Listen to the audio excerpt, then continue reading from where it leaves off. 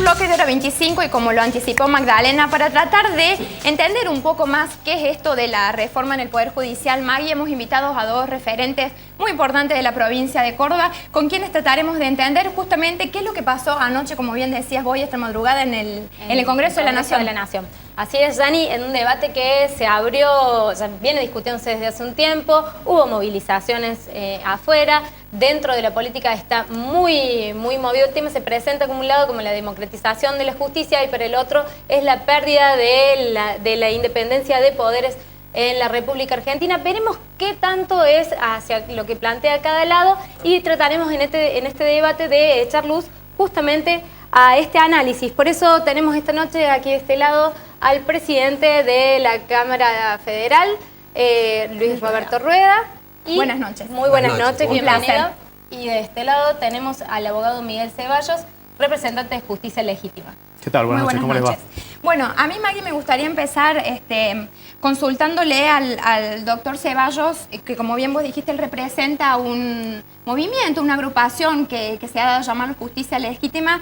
Quería consultarle si con esto que se aprobó anoche, para ustedes, la justicia ha cumplido, digamos, con las deudas sociales o todavía falta mucho más. No, lo que pasó anoche es un primer paso de lo que a nuestro criterio tenemos que recorrer un largo camino, digamos, ¿no?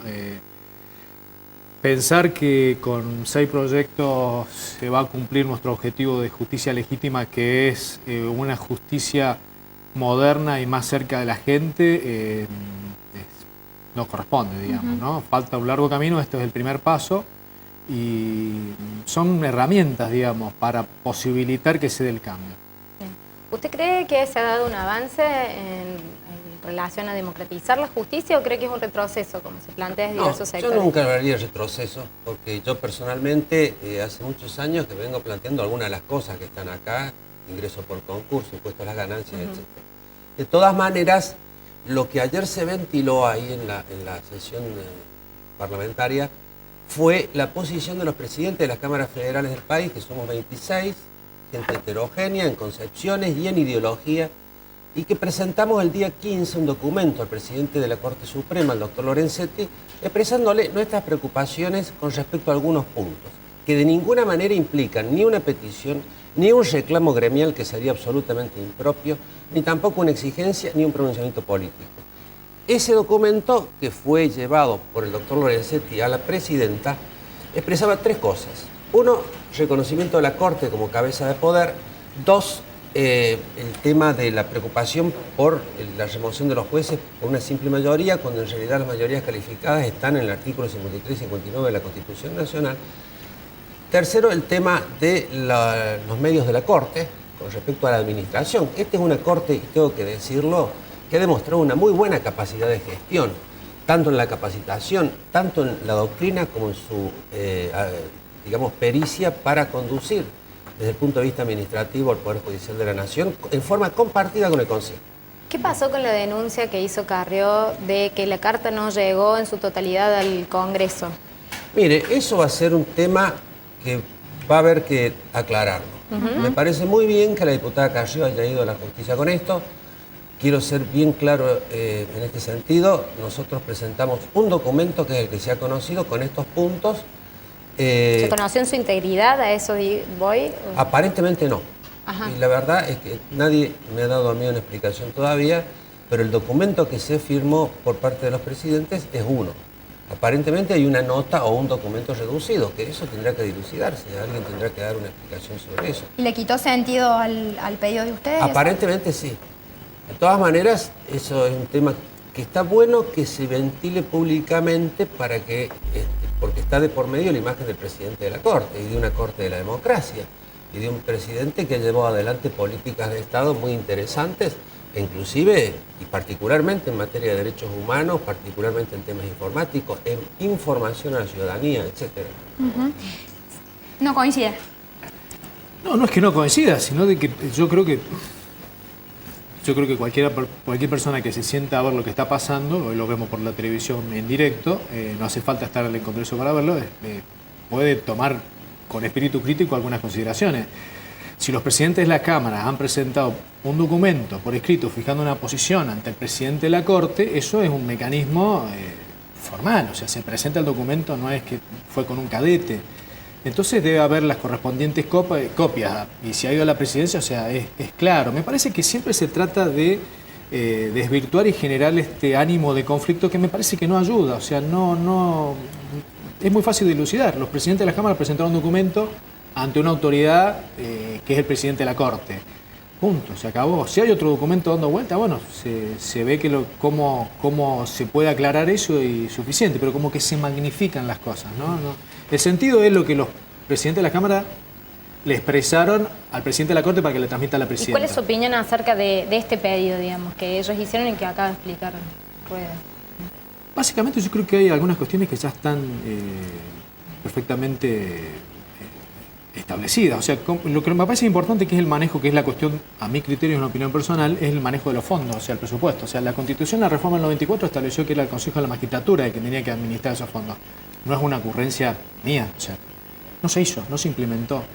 Entonces es algo que la Corte ha seguido otro más, porque hay que ser sincero, acá el manejo del dinero, el manejo del presupuesto es poder. Entonces, yo entiendo y hay que reconocerlo que la Corte no debe querer que esos resortes financieros de presupuesto se manejen en otra esfera. Entonces, eso genera también reacción y bueno, es una discusión política que no hay que tener miedo para darla ni afrontarla. A lo mejor, como dice el doctor Rueda, puede ser que haya una cuestión de administración conjunta, todo lo demás, se puede encontrar una solución. Creo que estamos en una época en donde estamos trabajando para un cambio. Se están tocando intereses, se está moviendo un estado de cosas que ha venido haciendo. Nosotros queremos ese cambio, nosotros propugnamos ese cambio. Y evidentemente nos vamos a enfrentar y vamos a tocar intereses que nunca se tocaron, nunca se enfrentaron. ¿Cuánto hace que no se da un debate de este tipo dentro de la justicia? ¿Alguna vez se dio? Yo para mí no se dio nunca, yo para mí es inédito, o sea, se está dando acá. El único antecedente que yo conozco, porque lo viví como estudiante, fue la reforma judicial en Córdoba, que fue autor el doctor Cafrata Tanores en el procedimiento. Todo esto que se está queriendo en la Nación, concurso, jurado, lo tenemos en Córdoba, que es lo que nosotros vamos a plantear como parte de nuestra ponencia en el encuentro regional de Río Cuarto mañana viernes. ¿Esa es la solución del problema? No, no es la solución del problema. Nosotros necesitamos, o es nuestra posición, o es nuestra... es que necesitamos jueces, los que administran justicia, que estén más cerca de la gente. ¿Ustedes vieron a ver algún juez en el supermercado, cerca de la gente? No, la mayoría de los jueces, salvo honrosas excepciones, están lejos, viven aislados de la realidad. Entonces es muy difícil... y creemos nosotros que es bueno, de que los jueces estén más cerca de la realidad. Va a ser más fácil para ellos tomar decisiones cuando los jueces deciden sobre cuotas alimentarias, sobre tenencia de hijos, sobre bienes, sobre libertad. Si no, yo les desafío con un planteo muy concreto. Visiten usted como periodista una cárcel de Córdoba. Vean qué población hay en la cárcel de Córdoba. Pobres y jóvenes. ¿Qué pasa con la justicia cuando llegan ese tipo de causas? ¿Ustedes vieron alguna vez algún preso por evasión impositiva por cientos de millones de dólares? ¿Por contrabando? ¿Por causas importantísimas? No, de Buenos Aires, ¿qué han pasado por Córdoba? ¿Vieron algún preso? No, prescripción. Y como dijo un juez federal que pasó por la Justicia Federal de Córdoba, el doctor Rodríguez Villafañe, esta justicia es impiadosa con los débiles y genuflexa con los poderosos. Nosotros lo que queremos hacer es propiciar ese cambio. Nosotros queremos una justicia que esté más cerca de la gente, que esté más cerca de la realidad. ¿Usted cree que con esta reforma, se hacer da? unas observaciones porque he Sí. hecho varias cosas y muy ricas aquel doctor. Voy de adelante para atrás. Sí.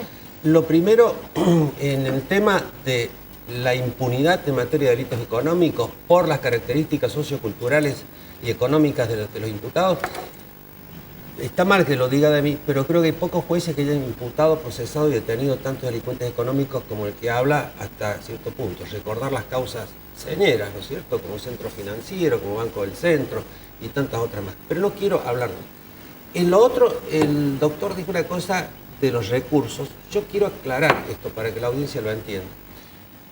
Efectivamente, como acaba de decir el doctor, la Constitución establece que el manejo va a estar en manos del Consejo. Ahora, el Consejo, por cuestiones de funcionamiento práctico, que eso es lo que decimos en la nota, a lo largo de estos años ha ido devolviendo esas facultades a la Corte.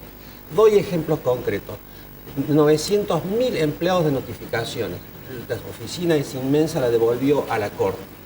El caso de la Auditoría General de la Corte, la que investiga internamente, la devolvió, pasó al Consejo, el Consejo volvió a la Corte.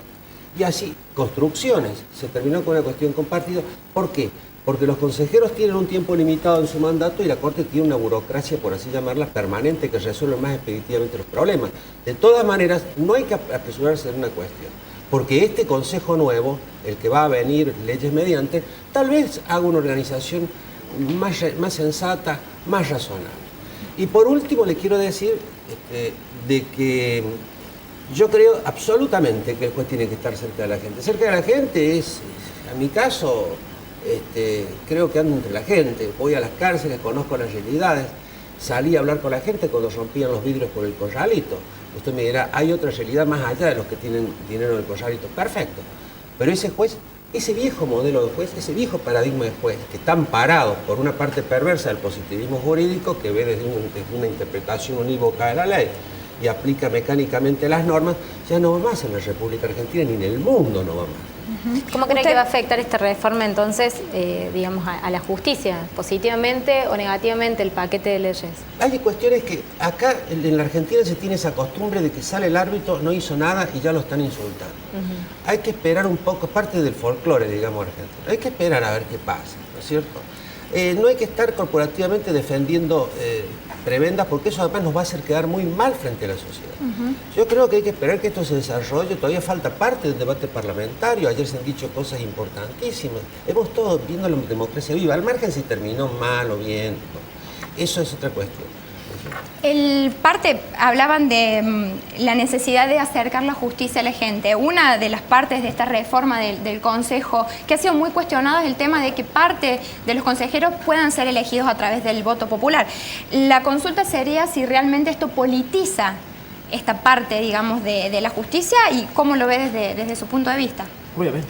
Obviamente lo politiza, esa es la idea. O transparente una situación que ya venía dándose. Claro, que es así. O sea, nosotros compartimos, o sea, estos proyectos y que se modifique la composición de esa institución, que es el Consejo de la Magistratura, que tiene esa facultad, esa doble facultad, elección y cuando un juez no cumple acabadamente su tarea, que está previsto en ley y todo lo demás, es desplazarlo y destituirlo de sus funciones. Esto yo lo digo con conocimiento de causa, o sea, yo he tenido la posibilidad de ver cómo funciona el mecanismo, porque lo he ejercitado, y no está mal. No tiene que ser un lugar exento de la participación de la composición del resto de la ciudadanía. No tiene que ser una cosa solamente de jueces y abogados. Nosotros creemos que eso hay que oxigenarlo con gente que tenga otra visión, que pueda ver en la elección de un magistrado otras virtudes, otras características y que podamos tener un perfil de juez distinto. Un perfil distinto, como decía el doctor recién acá, es ese tipo de juez, ese perfil de juez, no va más. Yo recién les di un ejemplo muy gráfico, quizás muy extremo, la población carcelaria de la provincia de Córdoba. Les hago otro desafío a un par de cuadras acá, los tribunales de familia. Vayan a caminar los pasillos de los tribunales de familia, van a ver qué van a ver ahí. Gente que no tiene recursos, gente humilde que tiene problemas que esta justicia no se lo soluciona, le hace pasar un calvario de años. Vayan a los tribunales provinciales, acá, frente a la municipalidad. Yo le hemos pedido al presidente de la Corte, precisamente, que acelere todo este tema de la justicia menor cuantía, que es la justicia que tiene que estar resolviéndole el problema a la gente cuando no. Pero además le quiero decir algo, acá estamos en un proceso de cambio. Este tema del proceso democrático, hay muchos que no lo han incorporado todavía. Particularmente hay un reducto, no sé si tanto en Córdoba, o en Capital Federal, que piensan de esa forma. Mire, yo trabajé en la justicia, en la Cámara Tercera de Crimen, desde el año 75 hasta el 11 de abril del 76, que sin ninguna explicación cesó mi función. Pero ahí conocí a un juez que me decía una cosa que le escuché después en la justicia federal, años después cuando entré como pinche, que decía, el juez tiene que ser un caballero y si sabe un poquito de derecho mejor. ¿Usted conoce algo más perverso que eso? Y eso era algo extendido. Y algún reservorio todavía queda de que piensan así. Pero les repito que es una frase perversa. ¿Y usted está de acuerdo con la modificación, por ejemplo, en el Consejo de la Magistratura, que recién planteaba el Yo, abogado Ceballos? en lo que hemos puesto también en el documento, la idea es que en el caso de remoción de una magistrado se respete la mayoría calificada que está en el artículo 53 y 59 de la Constitución. O sea, lo mismo que se juzga un ministro de la Corte, un ministro del Poder Ejecutivo, etcétera, de los miembros presentes. Eso es lo que decimos, ¿no es cierto? ¿Y la politización? No, de la desde ya justicia? es buena pregunta, pero voy a completar lo que dice el doctor, porque en realidad nosotros ya somos una justicia política. ¿Desde qué punto de vista? Yo estoy a favor de los jueces con mentalidad política, ¿no? Pero eso merecería una discusión por separado. A nosotros nos elige la Presidenta de la Nación en este caso, porque es la que designa. Además, la palabra penúltima la tiene el Senado de la Nación. O sea, que es una designación política. ¿Por qué vamos a demonizar el tema de la política? Porque acá hay un doble discurso y le voy a decir que lo tienen muchos jueces. Hacen mucho lobby para que además del concurso los nombren jueces y después dicen, en mi tribunal no entra la política, yo acá soy aséptico. Ese escepticismo no existe, es una hipocresía y hay que desenmascararlo, guste o no. Bueno, otro tema también que fue parte, Maggie, del debate de anoche fue la aprobación de la regulación de las cautelares. Y sabemos muy bien que hay un grupo de gremios preocupados porque esto dicen que podrían cercenar en cierta forma el derecho a huelga. ¿Cree que puede ser así o cómo lo analiza? No, nosotros creemos que no. Es más, yo creo que ahí está esta esencia política que a nosotros nos parece que funciona. A nosotros nos deja tranquilos porque funciona el sistema. Hubo un proyecto original, digamos, hubieron observaciones, intervino el CELS y intervino Justicia Legítima en las modificaciones de eso. Yo creo que están a salvo. Yo no veo que haya que tener una preocupación en ese sentido. Yo no creo que se pueda afectar esa garantía constitucional. Y en cuanto a las críticas de que debería haber habido un debate mayor respecto a una modificación tan importante en la justicia. Mire, los proyectos que fueron aprobados anoche en la Cámara de Diputados tienen modificaciones, así que tienen que volver al Senado para... O sea, yo creo que el mecanismo... Lo que pasa es que acá se están tocando intereses muy grandes, entonces por eso es que hay esto que decía al principio yo, de que se magnifican cuestiones que son... Pero está funcionando el sistema, o sea, se vota, se basa en modificaciones, hay participación. El trabajo en comisiones ha sido un trabajo abierto a discusión, lo hemos visto por la televisión. Yo pienso de que desde el punto de vista estrictamente doctrinario, procesal, jurídico, el ciudadano va a tener menos protección frente al Estado. Eso por un lado. Pero por otro lado, le voy a decir de que acá en este país se ha abusado de las cautelares. Y voy a decir algo más que muchos colegas míos no compartirían. Yo creo que medidas cautelares donde hay tantos intereses y hay un proyecto político detrás, como el caso de Clarín, no se puede prolongar tanto en el tiempo. Yo no sé los tiempos procesales de esa Cámara, pero me parece a mí, modestamente, de que esto es nocivo para las expectativas de la gente, no solamente de las partes. A mí lo que me llama la atención, discúlpenme, pero es como lo desmedido de las reacciones. O sea, esas personas que saben decir, no, pero se están poniendo... O sea, nosotros tenemos la ley de medios, que si fue sancionada vamos a cumplir 4 años. Y todavía estamos ahora esperando el proceso de la Corte, que tiene sus tiempos también para ver que... Y eso está frenado por una medida cautelar. O sea, y es una ley que afecta esto que estamos viendo ahora, ¿no? Cómo nos informó a los ciudadanos, que tengamos la posibilidad de que haya más diversidad de voces, de opiniones. Pero en este orden, se falle como se falle, no se puede prolongar tanto. Por otro lado está el tema del ciudadano, es cierto, eso habrá que verlo en la práctica porque 6 meses es poco tiempo, a mi modo de ver, es una opinión jurídica para una cautela. Pero a mí lo que me llama la atención, no sé si usted compartirá, doctor, pero con el tema de las cautelares, han habido situaciones que lo hemos vivido acá en la provincia, yo la conozco, de situaciones gravísimas, que estaba la salud de las personas, que han habido amparos y todo demás, y no se han resuelto, y no escuché a nadie preocupado por esas situaciones que ahora salen preocupadas. Entonces, me parece que este es el momento de discutirlo, me parece que este es el momento de abrirlo, hay que terminar el trámite legislativo y ver la implementación. Un tema que da para mucho más. Que seguramente nos Tenemos poco encontrarán de tiempo. nuevo sentados acá discutiendo. Les ¿Cómo no? agradecemos mucho que hayan Muchas venido gracias, esta un noche placer. con nosotros. No, Muchas gracias a ustedes, gracias. muy amables. En el próximo bloque nos vamos al ámbito municipal. Ya está con nosotros Rubén Daniele, titular del SUOEM.